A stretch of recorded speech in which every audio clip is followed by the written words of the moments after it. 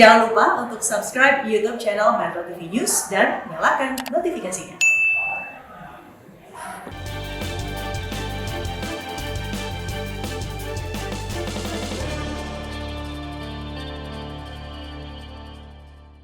Dipersembahkan oleh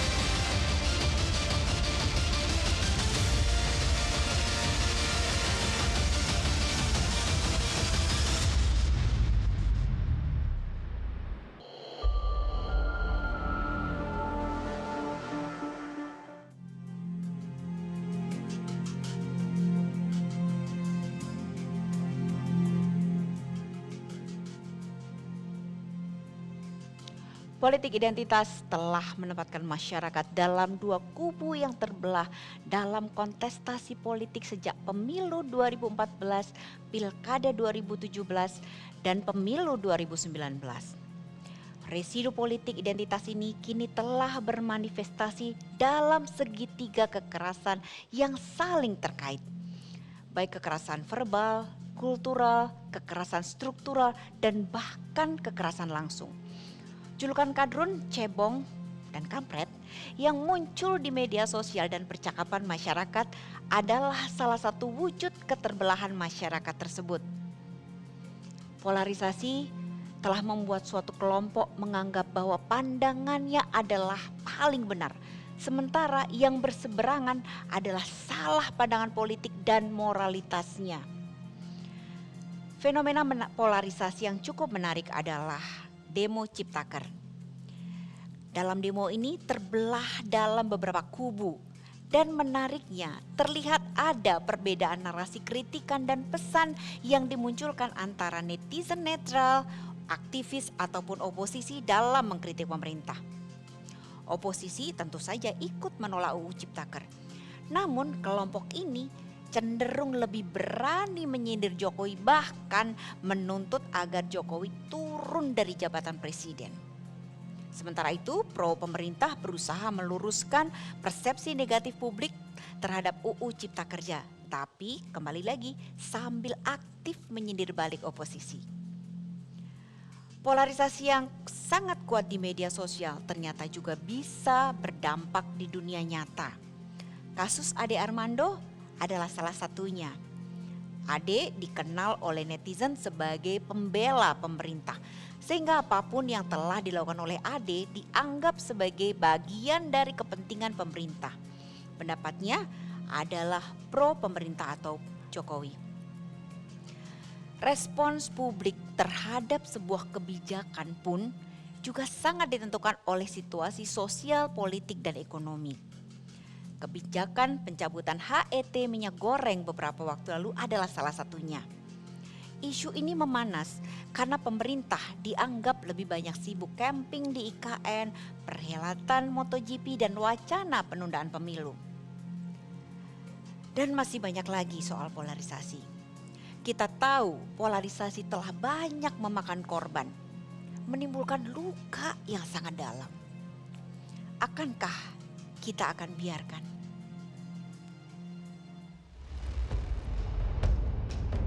bahwa pemilu akan dilaksanakan 14 Februari 2024.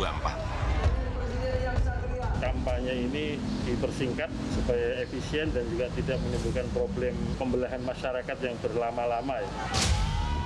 Politik identitas sejak 2012 sampai sekarang itu tidak ada tren menurun. Jangan lagi membuat masyarakat terprovokasi oleh isu-isu politik identitas. Kita ajak masyarakat menyambut pemilu dengan gembira sebagai pesta demokrasi rakyat.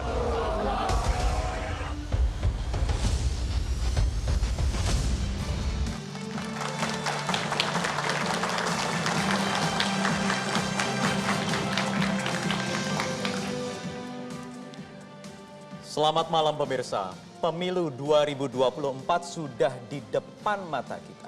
Kurang dari 2 tahun lagi kita akan kembali memilih presiden sekaligus gubernur, kemudian bupati, kepala daerah, dan anggota Dewan Perwakilan Rakyat. Tetapi masih segar, Zilvia dan juga pemirsa, dalam ingatan kita bersama.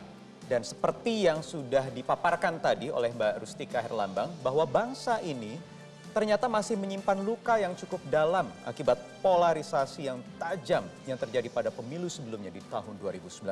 Tepat sekali Wahyu. Pemirsa, jejak polarisasi akibat kontestasi politik masih begitu kental terasa di masyarakat kita sampai saat ini. Kebencian, caci maki, dan label negatif masih disematkan pada orang yang punya beda pandangan, beda pilihan. Gak boleh beda begitu ya Zilvia. Iya. Dan bagaimana lantas pemirsa?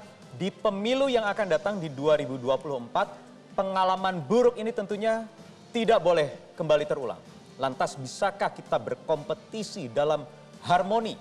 Dan mampukah kita mengedepankan adu gagasan?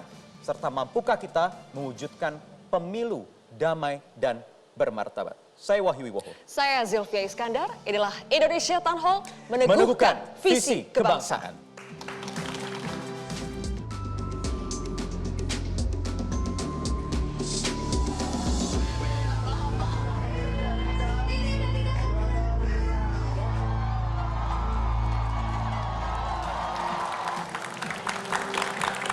Ya, pemirsa, sudah hadir bersama kami pada malam hari ini tokoh-tokoh nasional dari berbagai elemen masyarakat. Yang pertama adalah Wakil Ketua Umum DPP Partai Golkar Nurdin Halid. Berikutnya Sekjen DPP Partai Gerindra Ahmad Muzani. Selanjutnya Sekjen DPP Partai Nasdem Joni G. Plate. Sekjen DPP PKS Abu Bakar Al-Habsyi. Berikutnya ada Ketua Komisi Pemilihan Umum Hashim Asyari. Selanjutnya tokoh Nahdlatul Ulama Said Akil Siroj. Ketua Umum PP Pemuda Muhammadiyah Sunanto.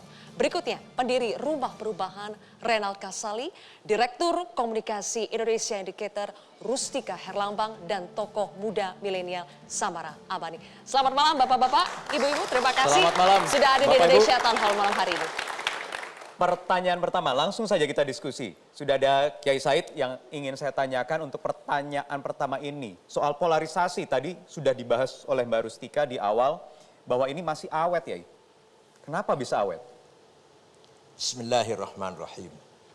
Sebenarnya saya bukan politisi dan tidak punya latar belakang politik.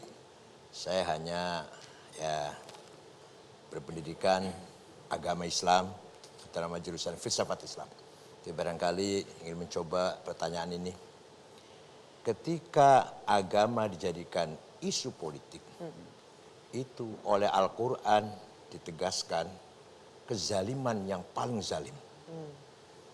Wa man adlamu mimman iftara 'ala Allahil kadhiba wa huwa yud'a ilal Islam. Ketika atas nama Islam disuarakan tidak untuk Islam itu sendiri, politik, ekonomi, atau kelompok, itu kezaliman yang tidak ada lebih zalim lagi. Gitu, kira-kira itu. Itu Quran. Kalau Imam Ghazali mengatakan wa dararus syar'i mimman nasarahu la bi tariqin sahih akbar min dararihi mimman ta'ana fi. Kata Imam Ghazali, membela syariat atau membela agama lah dengan jalan yang tidak benar itu bahayanya lebih daripada orang yang memusuhi agama. Yang memusuhi agama masih jelas Ya, dia musuh ya. agama. Tapi ini kelihatannya membela agama, tapi dengan cara yang tidak benar. Itu bahayanya lebih daripada orang sekali Yang memusuhi memusuhi agama. Islam. Oleh karena itu, paling gampang, yang paling mudah membakar emosi masyarakat Ya. itu kalau atas nama agama. Ya. Padahal tujuannya politik. Oke. Itu yang paling berbahaya. Oke. Tidak ada dalam Al-Quran atau dalam hadis atau ajaran Islam yang mentolerir kekerasan. Tidak ada. Baik. Ya. Oke. Seperti yang dikatakan Kiai Said barusan, ketika agama dijadikan politik ini kezaliman yang paling zalim, Cananto. Tapi kenapa sekali lagi itu masih awet sampai sekarang dan siapa sih yang mengawetkan, yang memelihara polarisasi ini? Siapa yang ngawetkan ya?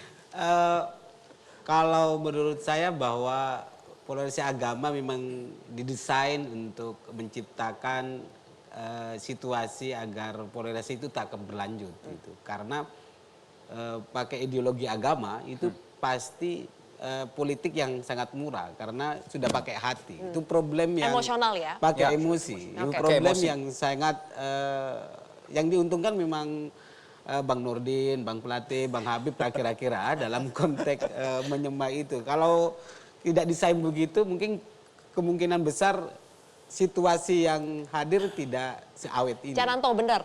Yang diuntungkan adalah para partai politik. Apakah ya berarti yang diuntungkan adalah sama dengan yang mengawetkan polarisasi itu? Ya bisa ditafsirkan karena ada dua pihak itu diuntungkan, pengawetnya diuntungkan, pemainnya juga diawetkan karena salah satu oke. kalau hanya satu orang yang main kayaknya tidak akan awet tidak. itu. Timbal balik ya, saling bersambut Mas Wahyu. Oke, baik. Itu dari Cananto, dari Kiai Said. Saya ingin tanya ke Samara sini. Sudah ada tokoh muda yang juga sempat berkiprah di partai politik dan tentu juga masih memaparkan perspektifnya, orientasinya terhadap politik masa depan Indonesia bagaimana, terutama yang paling dekat 2024. Samara, bagaimana yang Samara rasakan sampai detik ini? Ya saya kira kita tidak bisa memungkiri bahwa polarisasi di masyarakat kita masih kuat saat ini. Dan apa yang terjadi pada tahun 2019 itu masih ada di antara kita. Ya. Tapi yang paling penting bagaimana kita menyambut 2024 ini Mas Wahyu. Dan menurut saya cara untuk kemudian mengganti misalnya politik identitas, politik yang basisnya keagamaan, atau politik yang basisnya personal dengan saling menyerang satu sama lain adalah mengisi politik kita dengan diskursus-diskursus yang substantif. Mengisi politik kita dengan kandidat-kandidat baik itu partai politik maupun calon presiden nantinya yang berani berbicara isu-isu substantif. Karena kita juga sering melihat, dan ini mungkin otokritik untuk diri saya sendiri dan kepada kita semua adalah seringkali ketika kita bicara soal isu perempuan, isu anak muda, dan berbagai macam isu, kita berbicara pada tataran yang disebut gimmick atau normatif. Tetapi kita harus coba memahami dan coba menggali dalam diskursus politik kita, apa kebijakan-kebijakan publik yang ingin ditawarkan oleh partai politik, oleh para kandidat nantinya terkait misalnya perempuan, terkait anak muda. Ini yang harus kita gali dibanding menaruh anak muda dan perempuan sekedar sebagai isu gimmick. Oke, Samara sendiri pernah merasakan juga impact-nya akibat polarisasi 2019, belum lama mungkin ya? Ya.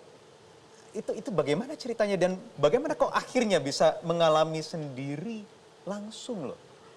Ya saya kira sebenarnya ya kalau untuk seseorang seperti saya kira itu konsekuensi ya ketika kita berada dalam ranah partai politik, ranah politik itu menjadi sebuah konsekuensi.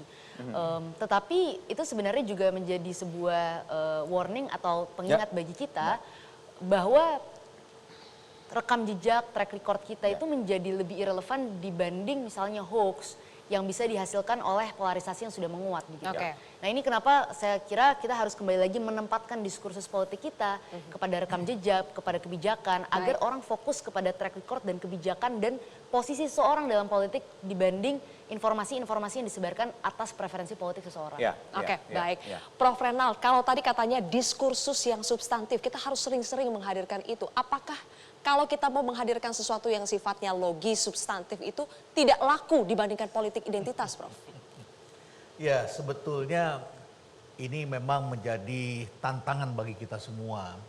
Karena sekarang ini kan eranya era sosial media. Dulu di era Bung Karno itu era radio.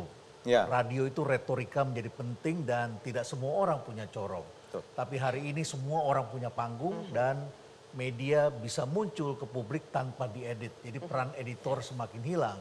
Dan sekarang ada TikTok yang kita lihat begitu ringan, begitu ya, ringan hanya berapa detik kita saling mengadu gagasan yang ringan-ringan begitu ya. Sehingga tadi saya lihat angka yang disajikan Rustika ada yang menarik tadi ya, yang K-popers itu ya 31,9%, tinggi sekali begitu.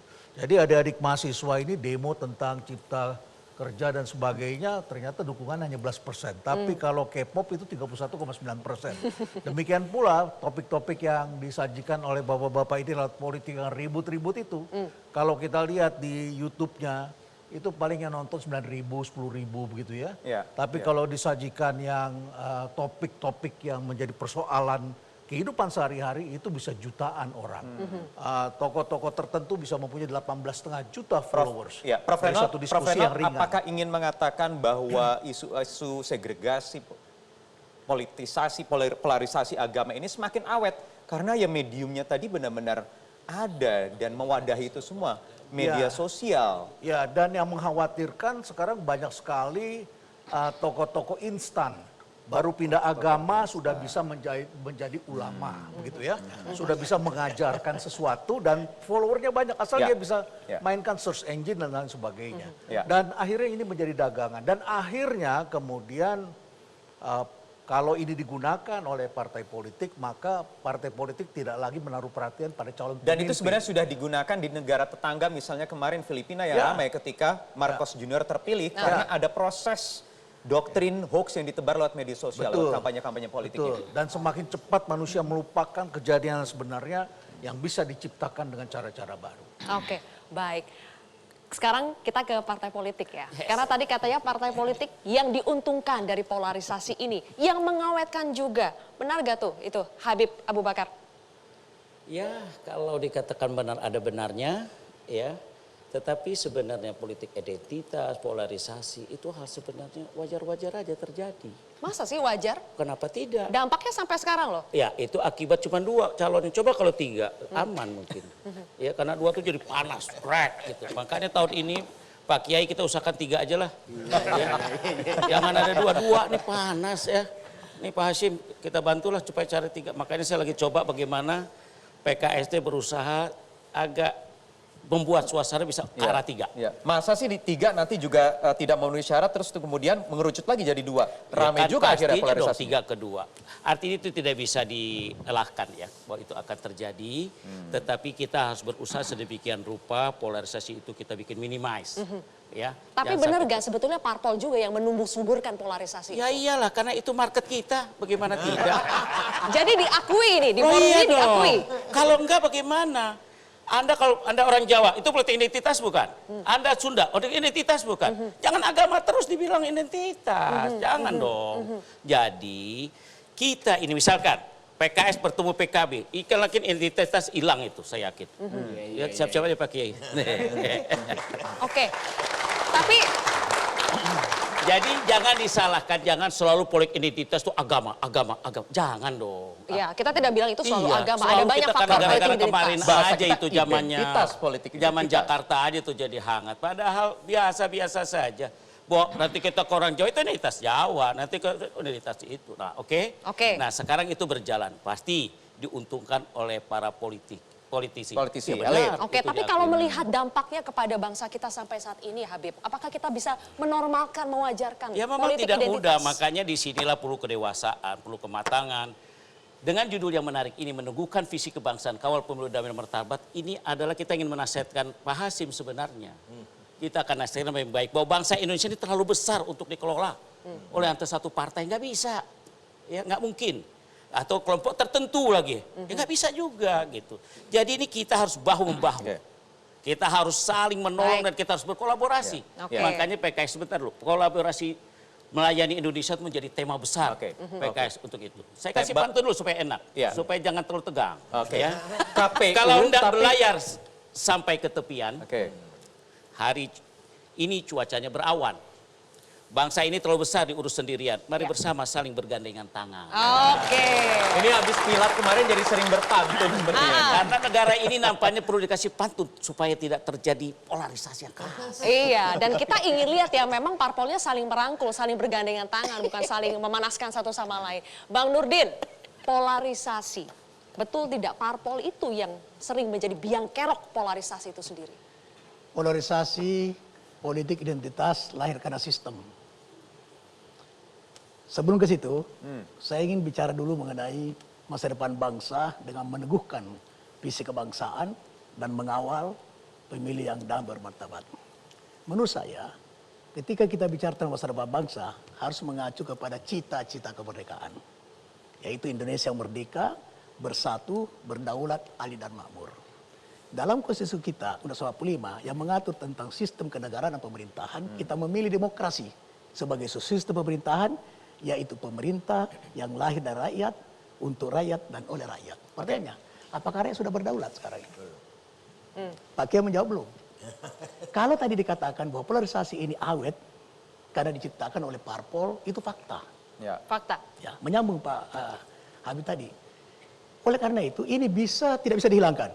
Suka tidak suka, polarisasi, politik identitas tidak bisa dihilangkan, tapi bisa diminimalkan. Diminimalkan dengan apa? Dengan sistem. Saya orang yang tidak setuju dengan kita melanggar pasal 6 ayat A poin 1 Undang-Undang 45, 1 dan 2. President's threshold. Itu tidak betul kita membatasi daripada calon. Masuk itu Pak. Sebentar dulu ya. Ini menciptakan polarisasi dan ini menciptakan politik identitas. Kalau kita tidak meminalkan begini, tadi kami mengatakan jangan 2 calon. Kalau kita konsisten dengan pasal 6 ayat A ya, tentang pasangan calon hanya diusulkan oleh partai politik atau gabungan partai politik peserta pemilu titik. Itu tidak debatable. Ini tidak perlu lagi data undang-undang ada pembatasan 20%. Aturan ya. Sebentar lagi. Satu lagi. Dalam parliamentary threshold. Juga tidak perlu diatur. Kenapa? Itu menghilangkan hak-hak suara rakyat. Contohnya Tamara. Itu terpilih sebetulnya kalau dari sisi jumlah suara. Tapi partainya tidak lolos. Berarti suaranya Tamara itu hilang di DPR. Ini contoh. Oleh karena itu kalau kita mau minimalkan polarisasi politik identitas, maka jangan ada parliamentary threshold, jangan ada presidential threshold. Baik. Rezim pemilunya, sistem politiknya, aturannya itu protes dari partai politik. Padahal yang buat di DPR juga, anggota DPR juga, partai politik juga ya. Kita akan kembali usai pembahasan dengan, kita akan bahas pemirsa usai jeda yang berikut ini.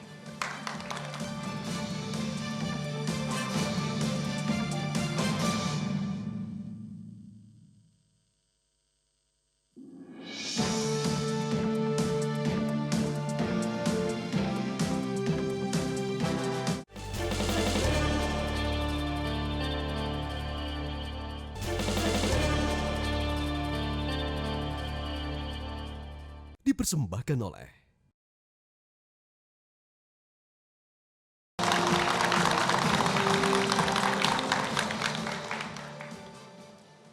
Ya, ada kembali bersama kami di Indonesia Town Hall. Pemirsa, Wahyu tadi diakui ya, memang polarisasi sulit dihindari, partai politik juga menciptakan politik identitas sendiri, polarisasi itu. Bang Joni. Dinikmati sendiri Dinikmati juga. Bang Joni, apakah sekarang parpol, tadi sudah bawa-bawa sistem soal parliamentary, presidential threshold, parpol ini lagi menunjuk hidungnya sendiri atau gimana sih? Jadi begini Sylvia ya, demokrasi yang bertumbuh di Indonesia ini, jangan sampai dengan diskursus beberapa pendapat justru menjatuhkan dan merendahkan pola rekrutmen politik melalui mekanisme demokrasi kita. Polarisasi itu satu realita yang ada. Ya. Tetapi sayangnya di Indonesia polarisasi, pembelahan itu tidak atas dasar konsep-konsep ya yang dilontarkan oleh partai. Tidak didasari atas kebijakan yang disampaikan pada rakyat. Polarisasi bisa saja terbentuk karena pilihan kebijakan. Sayangnya di Indonesia yang diangkat dan ditumbuh suburkan itu polarisasi berbasis sara. Ini di dunia manapun ini tidak laku dan salah. Dan tidak boleh tumbuh subur di Indonesia, di negara yang multikultural, di negara yang sangat plural di Indonesia. Jangan memelihara itu. Dan ini dimulai dari mana? Elit. Dimulai dari pemimpin partai politik. Ya, dari pemimpin, dari kebijakan. Apabila pemimpinnya tidak berpihak pada polarisasi berbasis sara, maka jalannya demokrasi akan berkualitas. Kita baru 4 kali pemilihan langsung. Baru akan yang kelima. Udah 4 kali kita harus belajar dari pengalaman kita dengan tidak menumbuh suburkan polarisasi berbasis sara. Karena itu apa? Itu merusak Indonesia. Oke. Tanggung jawab dan tugas pemimpin untuk mengendalikan itu. Nah, disinilah pentingnya untuk melihat dan mensimulasikan kontestasi demokrasi kita tahun 2024 akankah lebih berkualitas dari kontestasi 2019. Kita belajar dan harusnya kita belajar dari tahun 2019 memperbaiki kelemahannya oleh para pemimpin ya, untuk melaksanakan kontestasi yang lebih berkualitas, demokrasi yang lebih bermanfaat bagi kita di kontestasi berikutnya. Kenapa saya datang malam ini? Karena saya merasa ini penting untuk ditransmisikan pada masyarakat agar paham. Ya saat ini polarisasi berbasis SARA ya itu hibernasi. Selama ini hibernasi. Dan tidak sesuai Pancasila itu. Ya, dia hibernasi. Dan dia akan masuk ke musim semi ya pada saat sekarang ini menjelang ya musim panasnya pemilihan umum. Dan kita tidak boleh ya pada saat yang sama ini memberikan dorongan dan merangsang untuk memelihara ini. Disinilah letaknya para pemimpin untuk memastikan jangan dipiara, stop itu, kembali ke apa yang disampaikan oleh Adinda saya ini, marilah berkontestasi berdasarkan program dan kebijakan. Elit itu Indonesia. Tidak boleh itu memelihara itu, tidak boleh ikut mengawetkan dan menikmati apalagi ya. Bukan saja tidak boleh itu. Ya. Yang memelihara itu kucilkan dari demokrasi Indonesia. Kucilkan dari demokrasi Indonesia. Melalui tidak memilihnya. Ya, sejauh mana ya tidak memang memilih. pemimpin-pemimpin kita, elit-elit kita ini memang berselancar bermain di isu-isu ini? Sebenarnya ya, kalau pengalaman saya ketika menjadi ketua umum PBNU, setiap tamu yang datang dari Timur Tengah, itu mereka merasa mengacungi jempol kondisi di Indonesia ini. Demokrasi berjalan, mayoritas muslim tapi sukses melaksanakan sistem demokrasi. Kemudian multikultur, multi agama, multi budaya, tapi hidup berdampingan dengan damai. Kami di Suriah, kami di Lebanon, kami di Irak, kami di Afghanistan tidak mampu seperti Indonesia ini. Ada apa ini? Artinya apa? Artinya bahwa sebenarnya kita ini sudah baik, asal kita betul-betul terus memelihara kebaikan ini. Buktinya semua mengakui. Tamu-tamu saya dari Timur Tengah terutama mengakui bahwa luar biasa Indonesia ini. Mayoritas muslim tapi bisa melindungi minoritas, bisa hidup dengan berdampingan dengan satu sama lain, beda agama, beda kultur, beda budaya. Mari kita teruskan. Seperti Pak John Plate katakan, polarisasi pasti ada, tapi asal jangan berbasis SARA. Polarisasi adu gagasan Adu boleh, gagasan, wajar. Kira-kira akan semakin tajamkah di 2024 atau benar bisa diminimasi sesuai semangat dari partai politik tadi? Kalau saya rasa sih bisa itu. Yai, mana Yai? Tapi kalau saya pesimis. Kenapa masih pesimis, Kiai? Karena masih. Di sini kan kelihatan parpol sudah menggebu-gebu ini kita lawan bersama, tapi kok masih pesimis? Karena masih adanya beberapa kelompok yang masih menjual agama. Jual agama. Kita punya prinsip toleran, tapi ternyata sulit untuk diimplementasikan.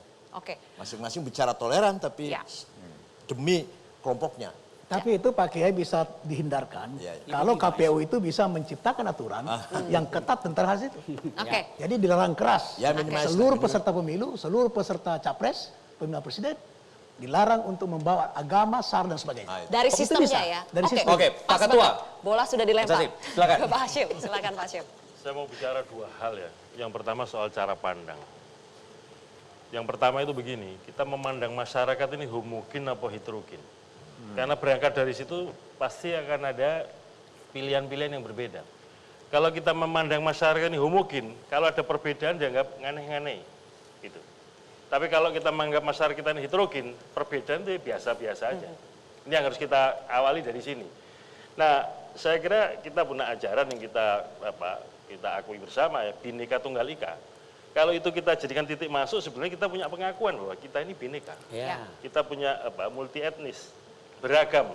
Tapi padahal kita ini satu, bangsa Indonesia. Ini kalau kita jadikan komitmen ini, maka macam-macam perbedaan politik, agama, SARA dan segala macam itu harus disadari bahwa kita ini satu bangsa Indonesia.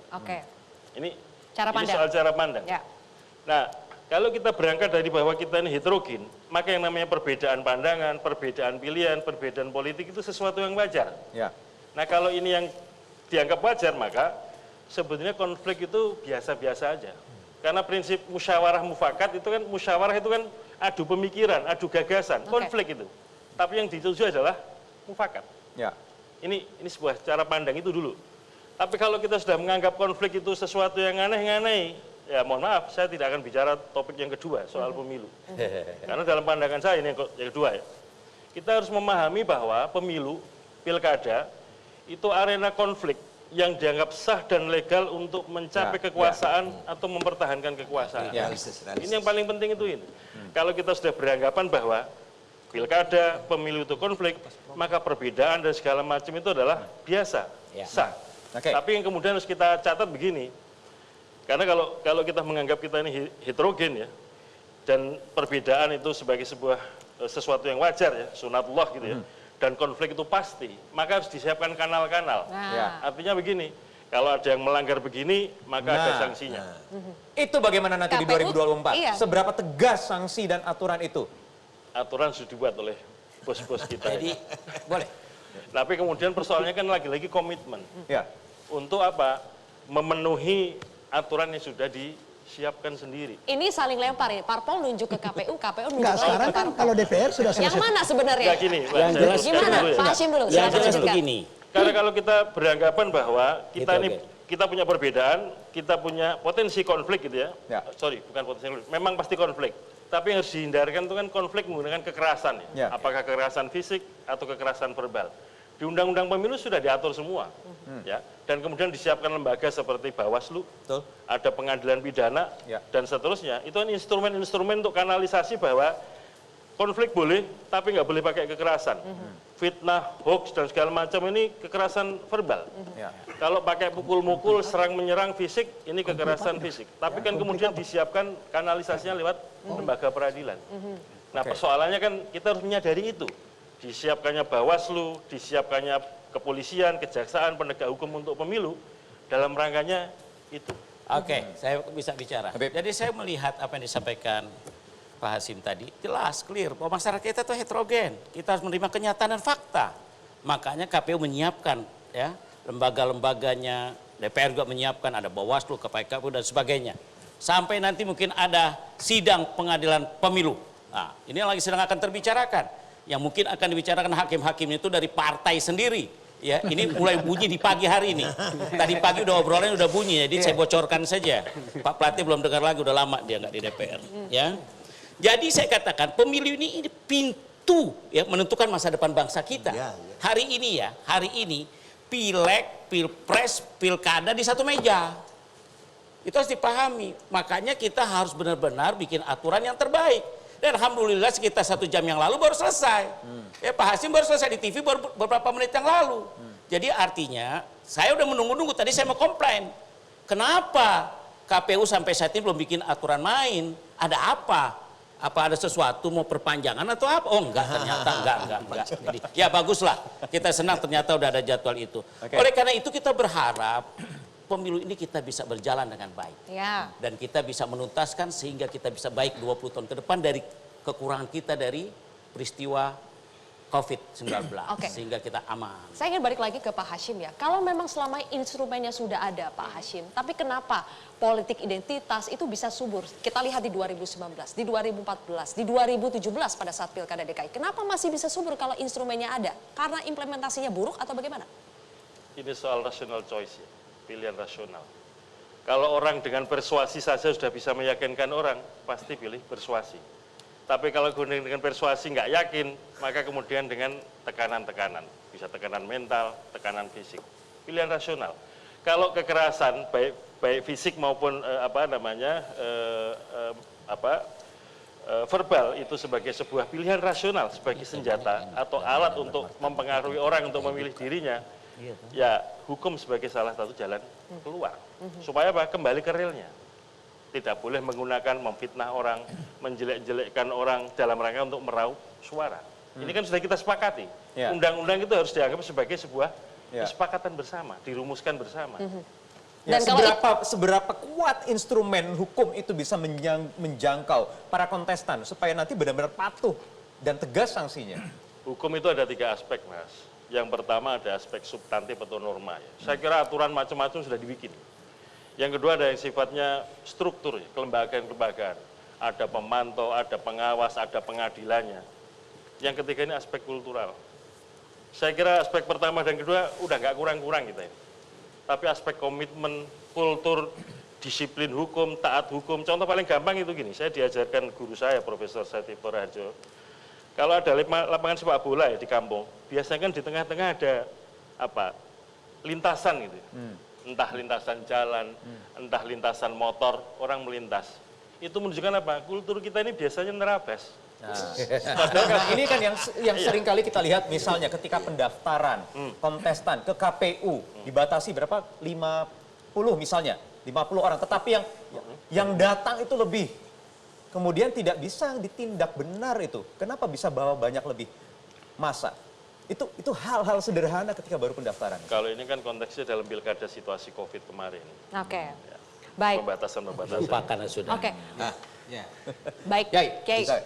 Disinilah pentingnya peran KPU, civil society, ormas yang non politik sebagai perekat bangsa, sehingga persatuan bukan dari atas, betul-betul inspirasi dari bawah. Gerakan dari bawah. Ya, NU Muhammadiyah itulah peranannya. Ketika sudah terjadi polarisasi, kita mampu ya meminimalisir polarisasi tersebut. Oke. Ya. Pertanyaan berikutnya mungkinkah civil society tidak tertarik untuk bisa ikut terjun ke politik praktis sehingga kemudian mengaburkan itu semua ya, dan juga bapak-bapak, ibu-ibu sekalian. Kita akan lanjutkan nanti di segmen berikutnya.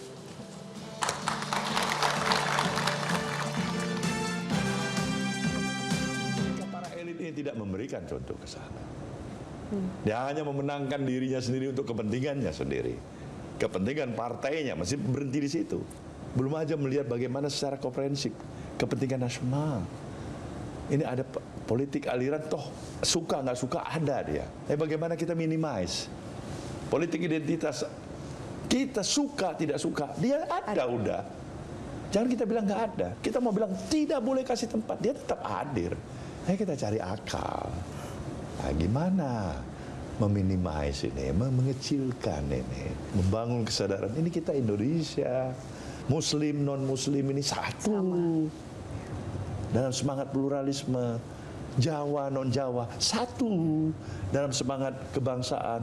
Ketika bangun kesadaran ini, terus-menerus tanpa lelah kita perankan, kita praktekkan. Insya Allah kita akan menghadapi nanti pemilu 2024 yang jauh lebih berarti bagi siapa.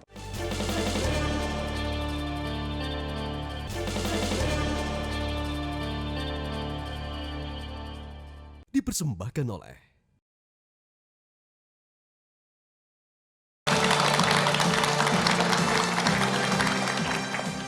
Baik, pemirsa, kembali lagi di Indonesia Town Hall.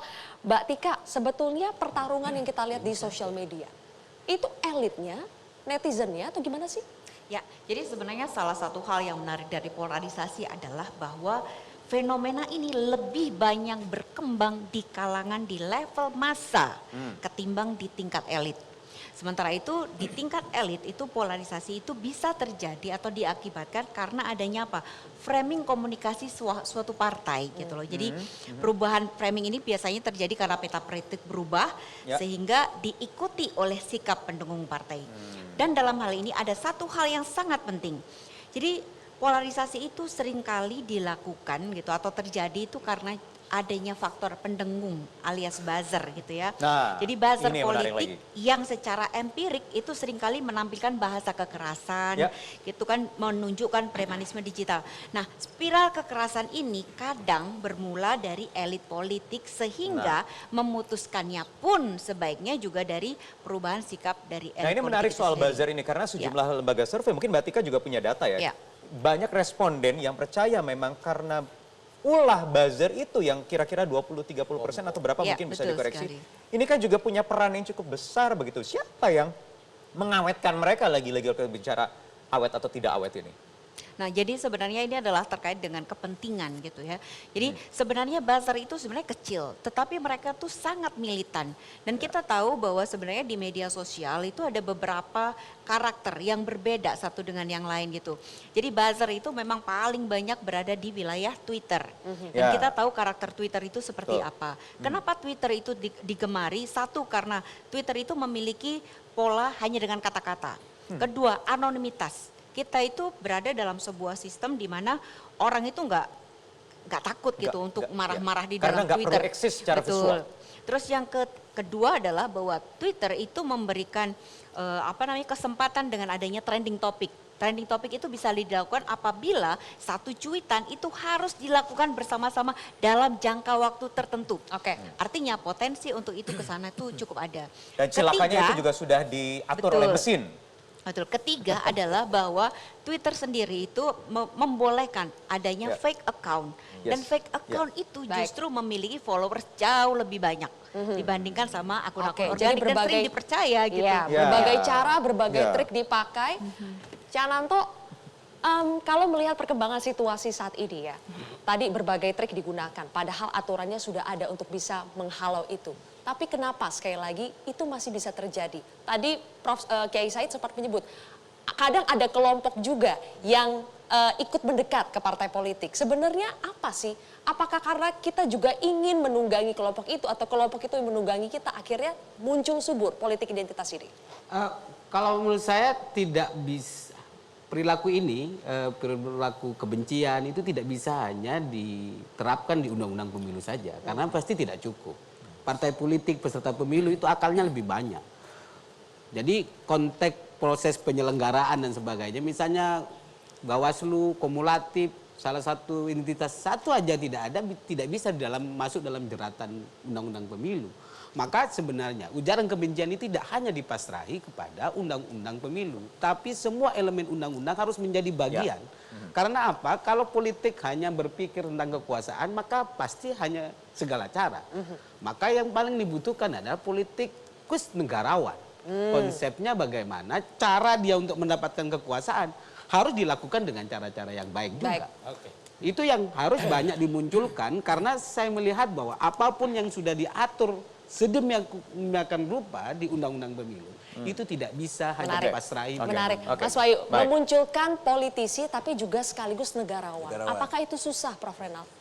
Ya, tadi sebetulnya saya terus terang agak khawatir perbincangan antara partai dengan KPU begitu ya. Karena seakan-akan Medan itu hanya berhenti pada tataran pemilu. Padahal ini tadi dampaknya ke bawah itu setelah pemilu. Jadi diatur di pemilunya ya mereka bisa berangkul-angkulan, bisa cium pipi kiri, pipi kanan, mereka akrab, beres, tidak ada masalah. Tapi di rakyat grassroots ini, tempur ini. Dan tempurnya itu tidak hanya 1 bulan, 2 bulan, tidak 1 tahun, 2 tahun. Sampai nanti pada anggaran di pemerintahan, sampai pemerintahan daerah dan sebagainya. Ormas juga semua kebagian di sana dan kemudian melahirkanlah bisnis ormas ini yang kemudian menjadi penekan dan akhirnya menjadi kekuatan besar. Dan apakah ini yang mau kita pelihara? Nah, nampaknya ya ada yang senang memelihara karena ini ada nilainya, ada harganya. Dan Prof tadi Kiai Said juga mengatakan ini ada peran besar tanggung jawab dari civil society. Benarkah memang bisa kita rely on civil society? Ya saya kira memang tidak bisa dibatasi hanya pada undang-undang pemilu saja. Ini memang saya setuju tadi, saya senang juga itu Cak Narto ngomong seperti itu begitu ya. Karena memang ini tidak bisa diatasi hanya di pemilunya saja. Jadi kita harus perluas ini, apalagi yang tadi berbasiskan SARA itu. Ini merembesnya ke bawah ini. Dampaknya sampai kemana-mana bertahan lama. Dan ini dampaknya pada trust. Trust itu adalah persatuan bangsa kita. Bang Joni. Bang Joni. Ini undang-undang legislasi primer kita bagus. Aturan turunannya bagus. Para pejabat-pejabat officers yang terlibat dalamnya bagus. Yang jadi masalah kan di implementasi, di pelaksanaannya. Nah disinilah penting pada saat pelaksanaan itu guidance dan leadership, direktif pemimpin itu penting. Nah, untuk meningkatkan kualitas demokrasi, faktor penting dan utama adalah para pemimpin. Visi kebangsaan ya, dan negarawannya pemimpin itu yang akan menentukan, yang akan menggait keseluruhan gerbong politik itu. Pada saat dimana pemimpinnya mempunyai visi pragmatis hanya untuk memenangkan dan merebut kekuasaan semata, ya, maka negara dan demokrasi mengalami tantangan. Disinilah yang harus kita cari, pemimpin yang punya visi kebangsaan dan kenegarawannya yang tinggi. Apabila itu betul ada, ya, diterjemahkan ke dalam politik yang sikap religiositas dan kebangsaannya bisa wujud ke bawah. Nah, rembesannya bisa jalan. Kalau tidak, dari pemimpinnya sudah menebarkan satu gagasan memenangkannya dengan politik pembelahan berbasis tantangan, sara, bangsa yang terpecah. Ini yang harus dihindari. Bang Jani, saya ingin lempar ini ke Samara sebagai pemilik suara generasi Z milenials ini kan paling gemuk suaranya. Masih percayakah, yakinkah memang ada sosok elit tokoh calon pemimpin yang seperti tadi disampaikan oleh Bang Joni? Saya kira pasti akan selalu ada, dan sebenarnya kita di sini, saya di sini posisinya juga tidak ingin meremehkan peran partai politik. Menurut saya justru peran partai dan peran para pemimpin itu sangat kuat. Dan saya percaya kalau saja banyak pemimpin partai kita dan para kandidat-kandidat yang nanti maju sebagai calon presiden bisa menunjukkan bahwa politik itu adalah arena yang menyenangkan, maka itu sebenarnya kita membutuhkan kandidat-kandidat yang punya track record yang jelas, yang bisa berpikir out of the box, membuat politik kita itu nggak hanya terkait hanya sara, nggak hanya terkait masalah politik identitas, tapi terkait masalah-masalah yang menyentuh misalnya masalah-masalah anak muda, masalah pengangguran misalnya, masalah misalnya gaji yang belum layak, masalah misalnya ketidakjelasan atau mismatch antara dunia industri dan dunia kerja. Ini kan masalah-masalah yang real di antara anak-anak muda. Kenapa pendekatan kita tidak fokus ke persoalan-persoalan itu gitu. Maka itu kita fokus nih, kita harus mencari pemimpin-pemimpin baik di partai maupun luar partai politik yang bisa berpikir out of the box, yang bisa membuktikan bahwa mereka berani karena mungkin bagi partai politik kurang lakukah isu-isu yang tadi itu? Saya kira justru sebaliknya saya merasa politik kita ini mengalami kekeringan. Sehingga ketika kekeringan itu terjadi, kita menganggap bahwa pendekatan-pendekatan emosional adalah pendekatan-pendekatan lebih baik. Padahal pendekatan-pendekatan emosional ini hanyalah sebuah permukaan. Di bawahnya ada persoalan-persoalan yang lebih dekat. Makanya itu kita butuh pemimpin yang berani, out of the box, yang bisa kerja keras dan punya hasil nyata untuk bisa menawarkan ini semua kepada kandidat, kepada masyarakat kita yang membutuhkan hasil kerja nyata dan bukan hanya politik-politik jargon atau politik yang kering yang tidak bermanfaat langsung kepada mereka. Bagaimana PKS menjawab soal itu? Kalau saya melihat ya, yang pertama sokok guru pemilu damai dan bermartabat ini adalah penyelenggara pemilu. Nah, penyelenggara pemilu ini harus independen, harus profesional. Karena itu situasi-situasi yang sudah berlaku tadi di Komisi 2 tadi yang diupdate, antara waktu 120 hari dari pemerintah, terus 120 dari KPU, 90 hari terus dari pemerintah, terus 60 hari dari DPR, titik temu di 75 hari itu udah bagus menurut saya. Jadi pendek dan panjang-panjang lah pemilu. Bikin lelah nih, ya. Kampanye maksud saya, ya oke. Oke, dari segi sistem kampanyenya. 75 hari. Nah, oleh karena itu pentingnya KPU yang independen, yang sesuai dengan sumpahnya. Dia harus tegak lurus gitu. Nah, dengan ini baru akan muncul suasana pemilu yang terbaik. Oke, tapi proses pemilihannya juga sudah bukan independen di DPR juga semua. Ya sudah kita lakukan. Belum cukup. Kan jadi bagian dari itu. Kan sudah cukup harusnya, tidak perlu diperdebatkan lagi artinya. Perlu tetap diingat. Oh, tetap perlu. Nggak perlu diingat. Penyelenggaraan adalah salah satu soal, tapi yang tadi disinggung dari tadi adalah soal politik yang kering, soal komitmen dari pemimpin partai melahirkan elit-elit yang adu gagasan, bukan hanya sekedar menjual politik identitas. PKS sepakat dengan itu? Oh, sepakat. Kalau soal program, soal identitas PKS itu hal biasa. Sepakat sih sepakat. Komitmennya, tunggu dulu. strateginya kita sudah kerja. Anda lihat milad kami kemarin, begitu indahnya mengatakan kolaborasi melayani Indonesia. Kita panggil, kita undang kawan-kawan kita semua. Pak Surya bicara, Caimin bicara, ya semua bicara, semua pimpinan-pimpinan bangsa. Golkar diundang nggak? Golkar Erlangga bicara dari Davos langsung, ya. Nah, artinya kita sudah mengajak mereka untuk mencari jodoh, cari pimpinan yang terbaik. PKS membukakan pintu perjodohan ini. Ayo kita ketemu. Nah, sayang Pak Hasim datang ajudannya nggak sampai abangnya katanya ya. Nah, jadi saya melihat bahwa jangan terlalu tekankan identitas, polarisasi, mau itu terus. Jangan. Program juga penting. Betul. Dan tidak ada kekeringan dalam pemilu. Nggak ada istilah bohong itu kekeringan. Buktinya semangat bangsa Indonesia menghadap pemilu itu sangat indah dan bergairah. Dan catat omongan saya, 2024 ini hangat dan menentukan pemimpin yang terbaru. Karena udah nggak ada 2 periode lagi. Samara mau menanggapi? Udah selesai. Samara mau menanggapi? Saya kira yang saya sebut kering itu adalah dari segi diskusi. Kalau gairah dan semangat saya kira pastilah. Masyarakat Indonesia ini luar biasa loh. Kita lihat Yang dimaksud Tamarik kekeringan gagasan ya? Betul, betul Pak Nurdin. Jadi saya merasa ada kekeringan gagasan sehingga akhirnya jalan yang dipilih Yang adalah mana yang persoalan kering sara. gagasannya, Tamar? Saya Sorot aja saya sekalian. nggak melihat kering, basah banget ini. Aneh ini. Jadi gini, inilah yang kita perbincangkan ini, itulah kemudian Golkar, P3, PAN melahirkan KIB. Ya. Ini bagian daripada upaya untuk meminimalkan daripada politik identitas dan polarisasi. Sehingga dalam koalisi ini, sekarang ini sedang membahas, memperbincangkan tentang gagasan dan ide. Bagaimana meminimalkan, karena menghilangkan saya kira susah. Bagaimana meminimalkan politik identitas. Oleh karena itu, saya sebentar, apa yang disampaikan Bung Jody tadi, mengenai perlunya elit politik, ya, para tokoh bangsa untuk menenteramkan rakyat dengan gagasan, itu setuju. Tapi sistem Pak John, sistem kita harus rubah. So dengan sistem pileg sekarang, ya, di mana persaingan antar orang dalam satu dapil dalam satu partai itu tidak sehat. Di situ cenderung dan Bung John mengalami itu. Tidak sehat yang mana, Itu Bang menghalalkan segala cara.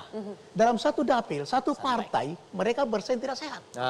Jadi bagaimana mungkin mau bertaruh gagasan kepada rakyat? Bagaimana melakukan program? Jadi ada benarnya sedikit itu yang dimaksud oleh Tamara. Bagaimana partai bisa menawarkan program sesuai dengan visi misinya partai untuk membangun bangsa kalau seseorang itu menghalalkan cara untuk memenangkan dapil itu karena mereka bersaing di dalam satu partai politik sendiri ini larinya soal opsi pemilih. Oleh karena itu sistem proporsional terbuka itu harus dirubah. Nah, itu dia. Kita akan bahas lagi, kita tahan sebentar. Ya, kita tahan sebentar. Bang Jadi kita tahan sebentar, baru singkat kita sebentar. Kita jeda dulu setelah headline news pukul 22 waktu Indonesia Barat. Kami Kita akan lanjut kembali lagi.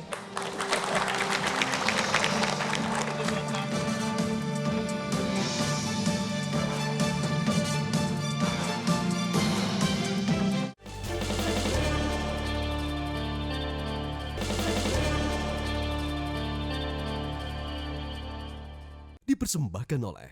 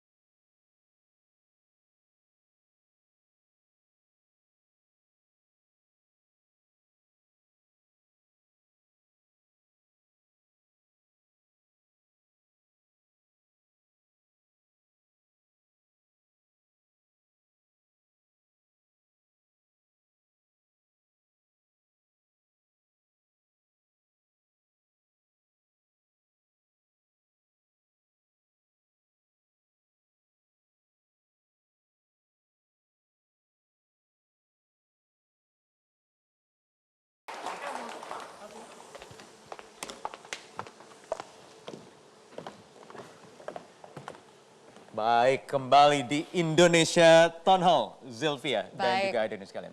Oke, kita akan kembali lanjutkan perbincangan kita sesuai dengan tema kita pada malam hari ini. Wahyu, meneguhkan visi kebangsaan kawal pemilu damai bermartabat. Sudah saatnya kita di segmen ini berbicara bagaimana pemimpin kita, partai politik kita semua bisa naik kelas.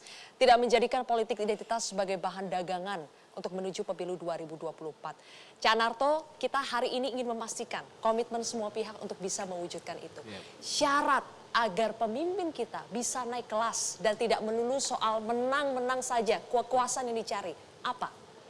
Salah satu hal yang paling penting tidak hanya diserahkan kepada para calon pemimpin, tapi kepada semua elemen. Salah satu utamanya penyelenggara pemilu.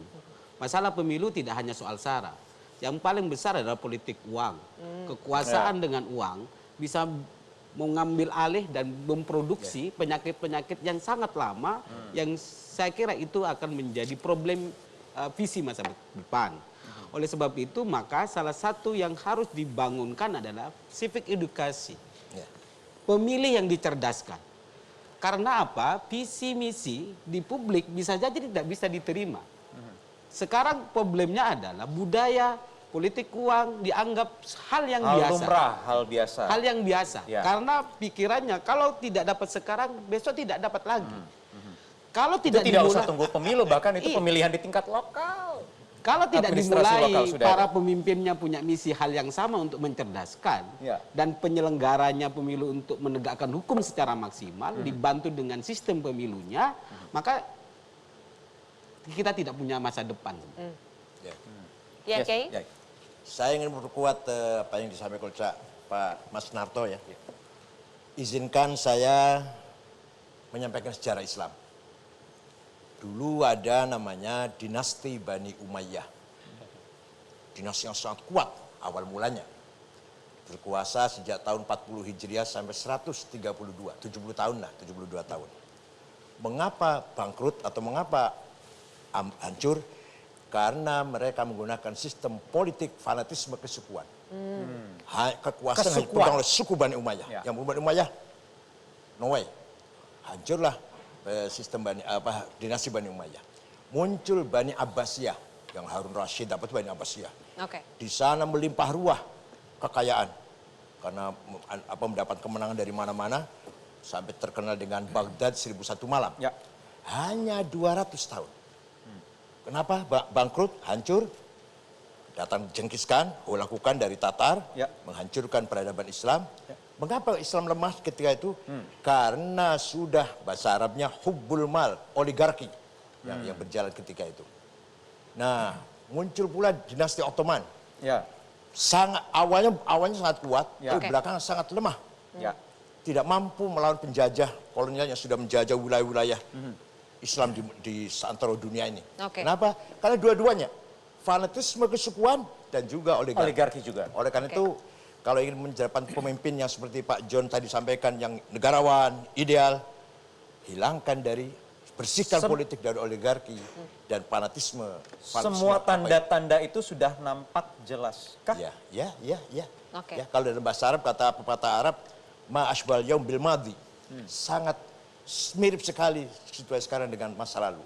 Baik, kuncinya tadi hilangkan fanatisme dan oligarki. Itu ya, baik. Siklus yang dikhawatirkan itu akan terjadi. Bagaimana respons dari partai politik? Menghilangkan fanatisme oligarki menurut saya sangat sulit. Kenapa? Ini berkaitan dengan budaya.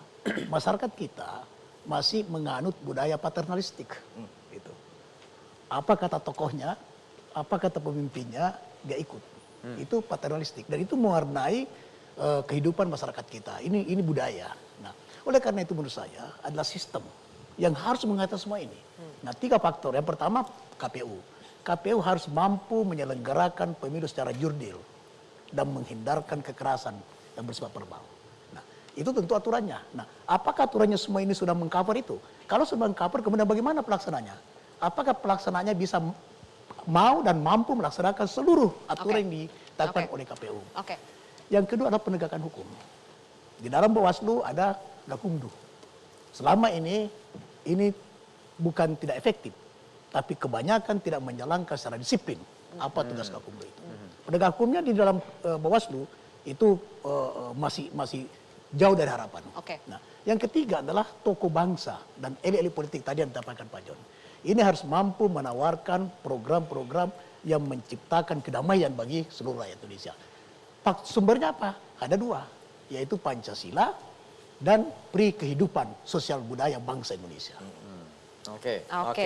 Baik, ini yang kemudian bagaimana cara merawatnya itu semua kalau elit-elit politiknya saja masih saja kerap kali terjebak dengan isu-isu yang datang silih berganti yang kemudian memperkeruh suasana, Bang Joni.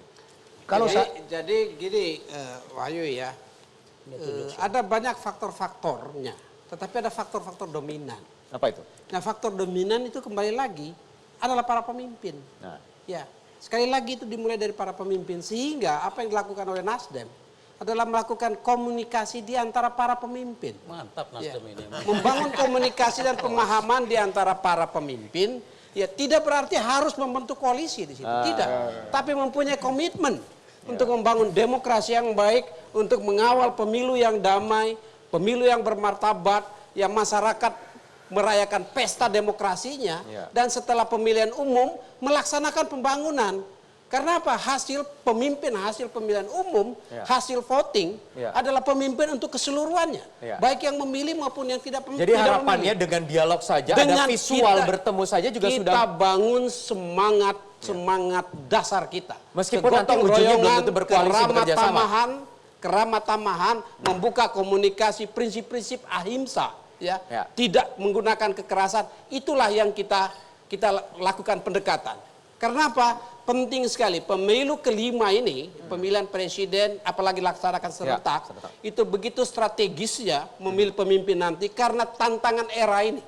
Tantangan era ini masih luar biasa dengan pengaruh geostrategis dunia yang luar biasa saat ini, dampaknya terhadap dalam negeri. Sebentar, Habib, saya ingin ke Mbak Rustika. Benarkah tadi yang dikatakan oleh Bang Joni itu bisa membuat adem yang di bawah tadi yang di media sosial?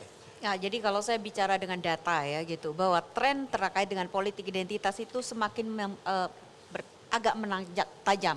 Jadi politik identitas menurut data dari Indonesia Indikator, dia selalu hadir menjelang pilpres atau pilkada. Sebelum itu dia akan turun. Nah, ini tahun 2022 dia sudah mulai sudah mulai naik lagi gitu. Artinya ini jadi harus perhatian kita semua gitu loh. Nah, saran saya terkait dengan tren based on data ini ya, jadi sebaiknya nih ya pemerintah juga dan juga para politisi itu sadar gitu loh, bahwa masyarakat kita tuh sangat rentan gitu loh. Berkali-kali sudah ada konflik sosial baik vertikal, masyarakat dan negara maupun horizontal gitu. Dan dari pengalaman masa lalu pilpres kita selama ini gitu.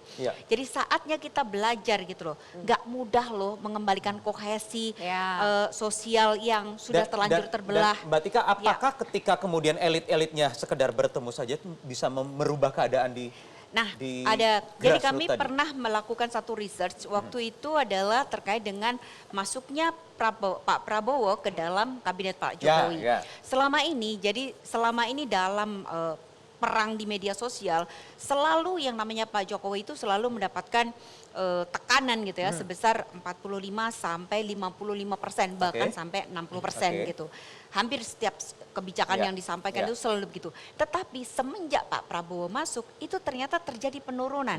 Sehingga rata-rata kalau kita bisa sampaikan itu ada 30% gitu loh. Terdistribusi akhirnya dibagi rata. Gitu. Pak jadi Prabowo jadi memang korbannya ada juga. yang betul gitu. Jadi ada yang dia bisa menerima rekonsiliasi tapi ada juga yang tidak gitu. Tapi setidaknya bahwa situasi ini gitu ya, pertemuan dua tokoh ini gitu, itu ternyata memberikan message yang cukup besar untuk masyarakat. Pertemuan dua tokoh, ada kesadaran bahwa Ada semangatnya harus kesadaran, merangkul, betul, bukan gitu. lagi-lagi memukul ya. Betul, Tadi Mbak Rustika menarik, ada kata-kata partai politik harus sadar. Betul, jadi etika politik itu harus dikedepankan dalam hal ini. Jadi memandang perjuangan politik itu sebagai suatu hal luhur yang menciptakan kesejahteraan bersama gitu ya. Bukan sebaliknya untuk menghancurkan kebersamaan itu gitu. Pak Habib gimana? Ngomong sama warnanya orange ya. Partai politiknya yang harus sadar. Jadi kalau saya melihat begini ya, kalau ini bicara pemimpin-pemimpin terus ya, terus kita juga akan berbicara pemimpinan rakyat. Intinya adalah yang namanya konsolidasi itu hal yang wajar dan manusiawi. Mencari jodoh itu perlu taruh, perlu perkenalan. Satu periode ke periode lain lagi taruhnya. Bisa jadi nanti ketemu kemarin si A dengan si B. Tahun depan belum tentu. Cuman kan lucunya di Indonesia biasanya cukup pun lawan politik pas di ujung bertemu kembali, berangkul kembali. Itu menjadi hal yang biasa. Itu memang lucu-lucu indah lah ya.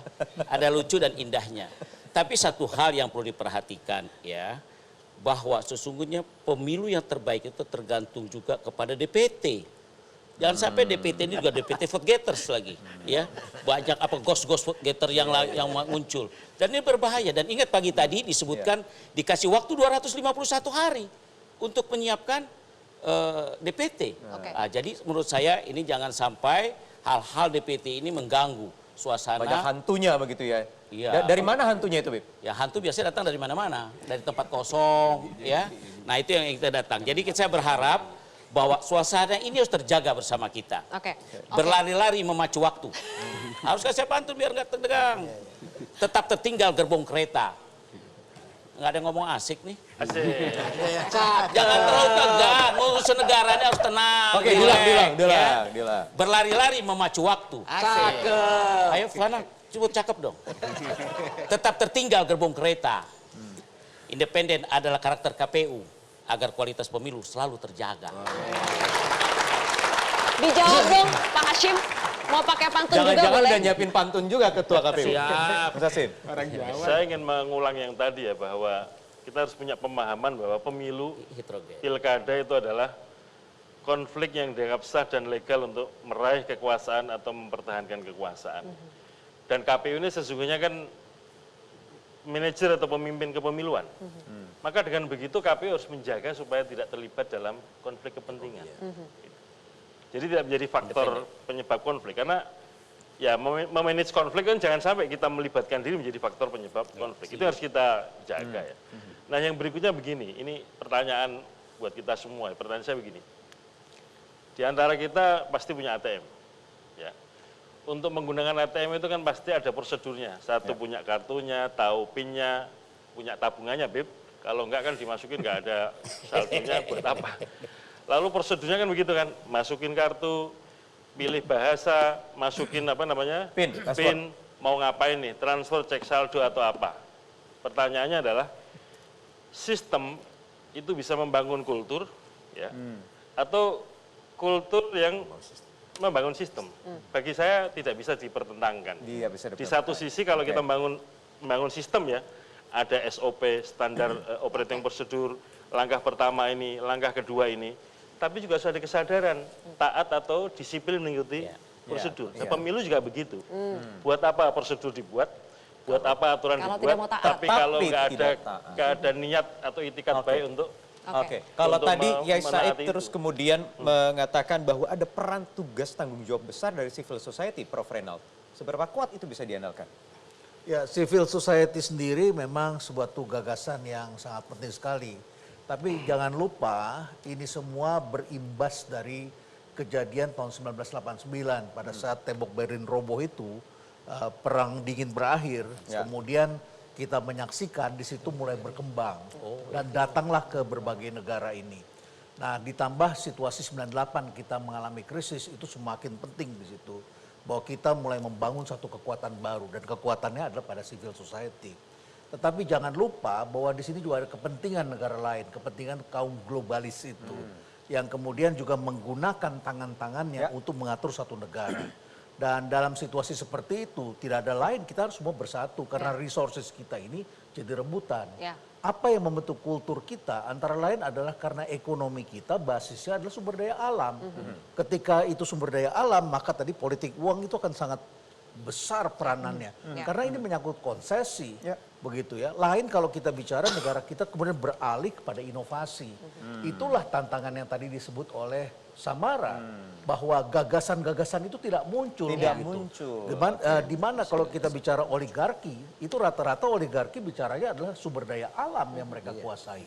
Sedangkan gagasan kaum muda dengan sekolahnya mereka, dengan dunia digital, itu adalah inovasi dan masa depan teknologi begitu. Sedangkan ini tidak dideliver oleh para pemimpin partai dan katakanlah itu ada pembicaraan di sana. Tapi deliverynya tidak ada. Mesin-mesin penggeraknya untuk menyalurkan itu tidak ada. Jadi hanya pada impian, gagasan, tapi ini tidak nyambung dengan dunia konkret realita. ya. Tidak konkret dan tidak ada mesin Platformnya tidak ngesing begitu ya, softwarenya tidak ngesing gitu ya. Itu juga Prof, ya? kah Prof yang akhirnya membuat banyak pemilih kita yang irasional? Ya sebetulnya kalau saya lihat kaum muda itu agak lain. Agak lain cara berpikirnya. Ya, Tetapi bagaimana? kita kemudian akhirnya melihat segmen kita memang sangat dinamis di sini. Kita melihat ada kebutuhan-kebutuhan di sejumlah wilayah yang politik uang itu kuat sekali. Ya. Dan itu biasanya ada sumber daya alam dan ada kepentingan-kepentingan lain di satu wilayah.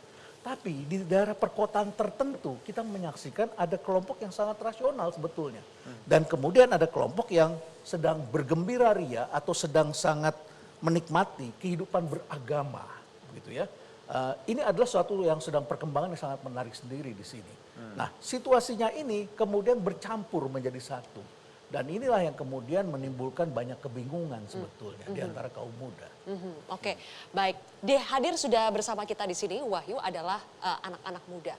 Ya. Milenial, Gen Z yang nanti juga akan memilih pada saat pemilu 2024. Sudah ada perwakilan mahasiswa yang akan mengajukan pertanyaan kepada bapak-bapak, ibu-ibu yang ada di sini. Kita berikan kesempatan, tapi kita harus jeda terlebih dahulu. Pemirsa, Indonesia Town Hall akan kembali usai jeda.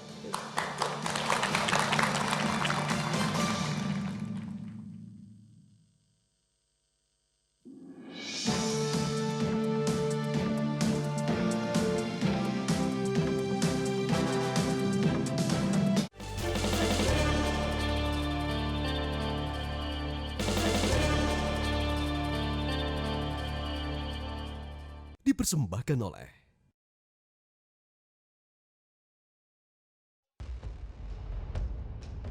bahwa pemilu akan dilaksanakan 14 Februari 2024. Kampanye ini dipersingkat supaya efisien dan juga tidak menimbulkan problem pembelahan masyarakat yang berlama-lama ya. Politik identitas sejak 2012 sampai sekarang itu tidak ada tren menurun. Jangan lagi membuat masyarakat terprovokasi oleh isu-isu politik identitas. Kita ajak masyarakat menyambut pemilu dengan gembira sebagai pesta demokrasi rakyat.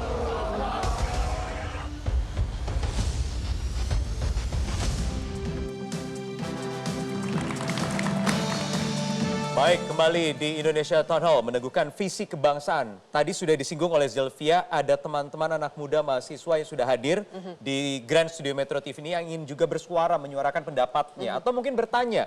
Saya silakan, sudah ada Nur Hidayat. Nur Hidayat, boleh sambil berdiri, diperkenalkan dari mana juga kampusnya, apa yang ingin disampaikan atau ditanyakan, ke siapa? Assalamualaikum warahmatullahi wabarakatuh. Waalaikumsalam warahmatullahi wabarakatuh. Selamat malam, salam sejahtera untuk kita semuanya. Salam cinta, salam damai, salam persatuan. Kita memang berbeda tapi kita mesti bekerja sama. Perkenalkan, saya Dayat dari Serikat Mahasiswa Universitas Paramadina. Dan tadi sudah banyak sekali menerima poin yang saya tangkap. Cuman ada beberapa hal yang ingin saya respon. Pertama mengenai pemilu ya terutama.